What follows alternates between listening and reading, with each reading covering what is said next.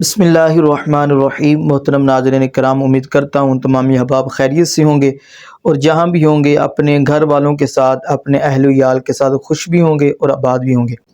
محترم ناظرین کرام، آج ہم نے گفتگو کرنی ہے غسل کے حوالے سے کہ بہت سے لوگ یہ پوچھتے ہیں کہ آدمی پر جب غسل فرض ہو جاتا ہے تو وہ کون کون سے کام جو ہے وہ کر سکتا ہے۔ تو غسل کے حوالے سے یہ ہے کہ پچھلی ویڈیو کے اندر آپ کو بتا دیا تھا کہ غسل کے 3 فرائض ہیں۔ کلی کرنا، یہ تو حلق تک پانی پہنچ جائے، اور دوسرا ناک میں پانی چڑھانا، اور پورے جسم پر اچھے طریقے سے پانی بہانا۔ اور غسل جب آدمی کے اوپر فرض ہو جاتا ہے تو نہ تو وہ قرآن چھو سکتا ہے اور نہ قرآن جو ہے زبانی پڑھ سکتا ہے۔ کچھ لوگ کہتے ہیں کہ چھوئے بغیر قرآن پڑھ سکتے ہیں، تو یہ سراسر غلط ہے۔ قرآن کو نہ چھو سکتے ہیں، نہ ہی قرآن پاک کو بغیر چھوئے قرآن پاک پڑھ سکتے ہیں۔